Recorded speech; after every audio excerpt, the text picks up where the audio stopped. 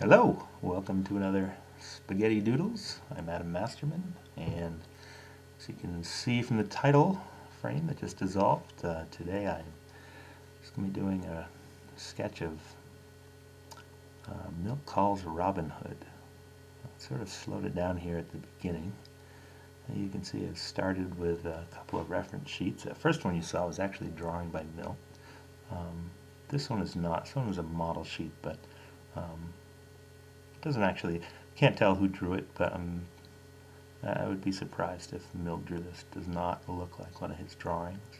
So I think this is just something that the studio produced, but not necessarily his. So anyway, what I'm doing here, well, this should be fairly obvious. I'm tracing over just a couple of these models just to get a sense of the sort of shape ingredients for this character. I've never tried to draw this character before. I grew up loving this character, but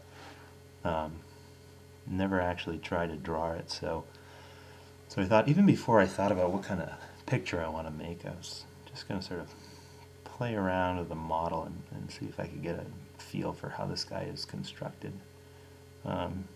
Pretty quick. Honestly, I sort of glossed over this stage, and I think the final product could have benefited from spending a little more time. But here you can see already I'm like, well, what am I going to do if I'm going to make a picture of this Robin Hood character here? What am I going to do with that? So I'm playing around with gesture and sort of, okay, here's a sort of classic one. I just released an arrow. Then I immediately thought, well, let's make it more dynamic by having that arrow come out of the picture frame a little bit. And that's pretty much as far as I got right there. That's the basic idea of this picture, and once you get to the end, this is about what you get. Now, as I'm drawing, this is just sort of, this is just sort of basic drawing. I don't think there's anything sort of fancy going on here. It's just sort of making shapes, refining shapes. This is the basic digital process. Is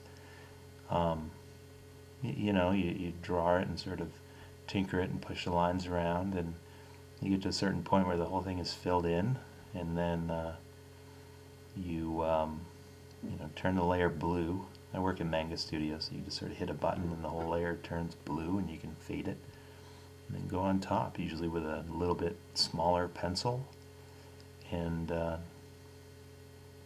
try it a little bit tighter and just sort of refine it. And so that's what you're looking at in this video. This whole time is basically just kind of tinkering this guy until I get a drawing that I like. Part of the challenge here was that I said I'd never really drawn this character before. I think part of that is like sort of feeling like, even if you grew up with like Spider-Man, or it was the Flash for me, but even if you grow up with comic book characters, you're really used to seeing different artists sort of interpret them, and so you do your own interpretation, and it's got a little bit of artists that you like, and it's also got some of stuff that's just you, and that's fine, because that's sort of what you're used to. There's a little variability kind of built into it. Whereas you're looking at this character. This character really only appeared ever in one feature film, and had a very carefully defined look, had a brilliantly defined look, and so it doesn't feel like it's sort of daunting to try to sort of interpret this. I said before, I love this character when I was a kid. I still do, but it doesn't feel like it's something that I need to come in and do something new to. Honestly, I don't feel like there's anything I can do to add to this character, improve on what Milt had done. Milt Kahl, if you don't know, was an artist, a Disney artist who designed this. He was one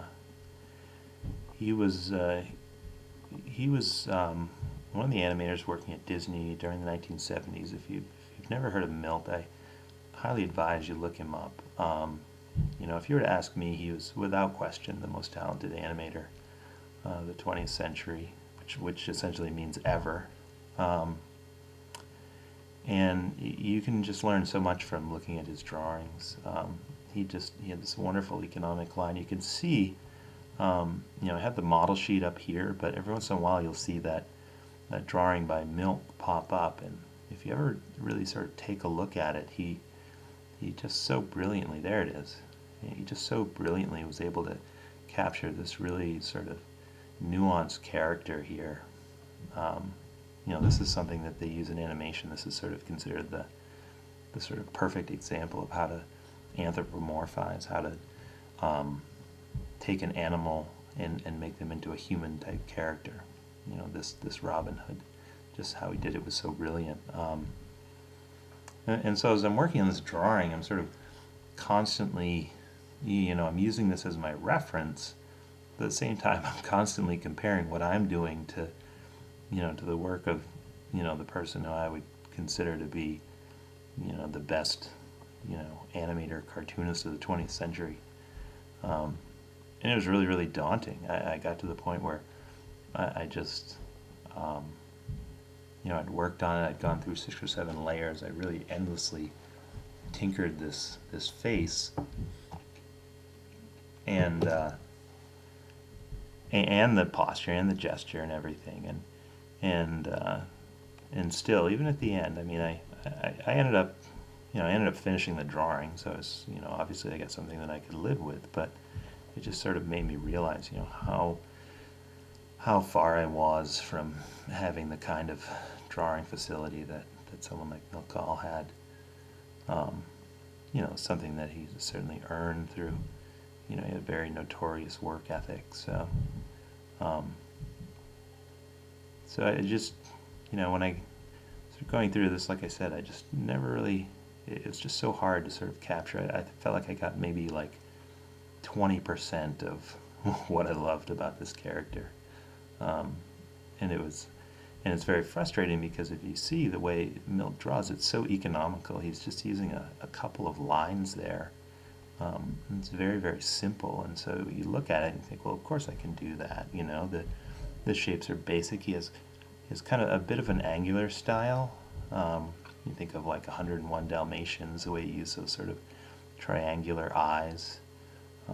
That's sort of an easy way to spot Milt Kahl, but the more you look at it, and the more sort of you'd sort of take in the subtlety of how he used shapes, it was just, I could have spent a month on this drawing, tinkering and refining that face, as simple as it is, and still not really felt like, like I was really drawing, the real, Robin Hood from the movie. So,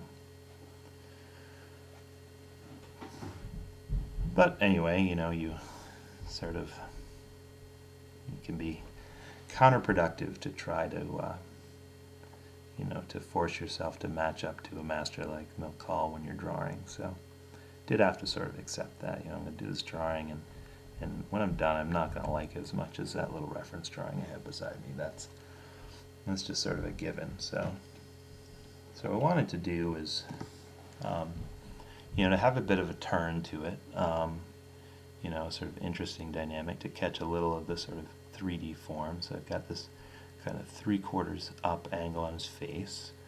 I wanted to get that expression. His personality was so, obviously was what sort of made him such a likable character in the movie. It was sort of, he's very sort of compassionate, and there's these scenes that you remember these scenes where he's sort of, interacting with the people who are sort of oppressed in this system that he's fighting, and he just really, cares about these people, and it comes across as very genuine in the movie. And but all of this is kind of hidden on this very sort of carefree, attitude. He's a hero, sort of never really gets angry, never sort of loses his cool. It's all very lighthearted.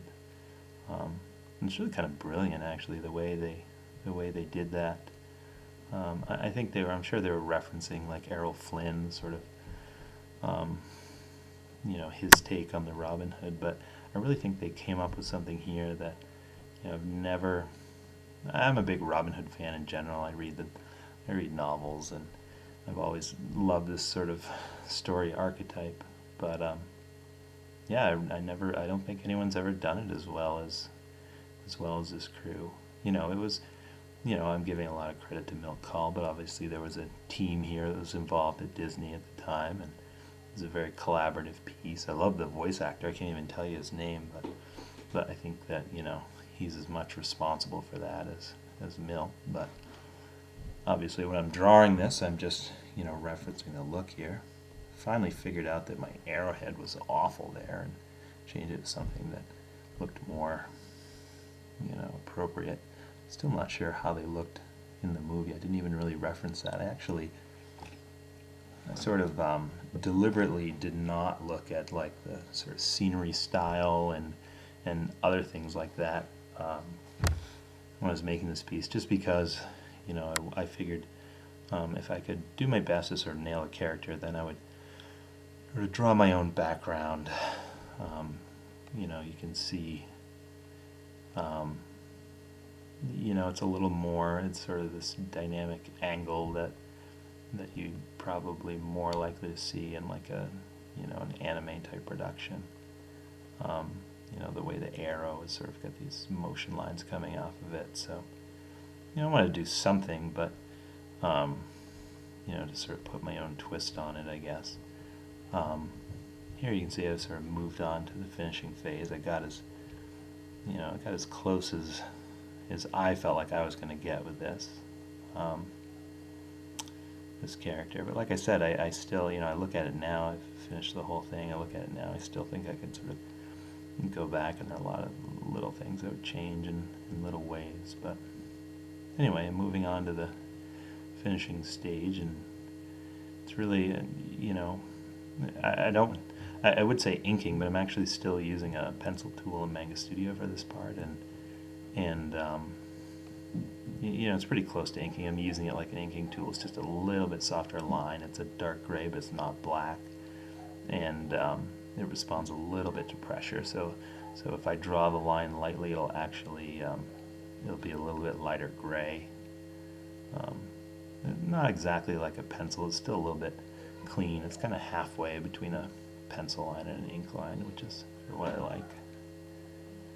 So in here, I'm just using some layers, throwing some texture in there, and do it on a different layer so it's easy to erase the spots. Some birds in the background. You can see I didn't really lose a lot of sleep over those birds. And got the arrow on a different layer. I'm going to color this piece.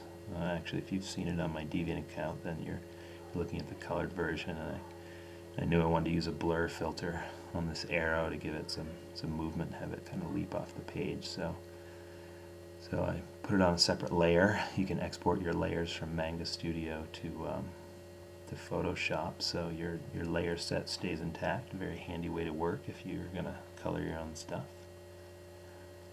And threw on some bowstrings. Here I've gone back and I just wasn't happy with the face. The snout was a little long, so I'm tinkering that a little bit. Redrew this nose about 500 times. Again, it's the same process. It looks simple, but when I attempted it, there was a lot of subtlety there. I felt like I was missing. In the end, I end up with a sort of a hacked solution here, which is basically I just blackened in the entire nose. It's black in the Milt drew it with some form, but it's essentially black in the feature. So yeah, there you go. Just sort of blacken it in. So that works, and I kind of got the outline and was able to dodge some of the trickier aspects. So, all right, so that's another issue. You can always check out the finished piece. I'm Adam Masterman at deviantart.com. Thanks for watching.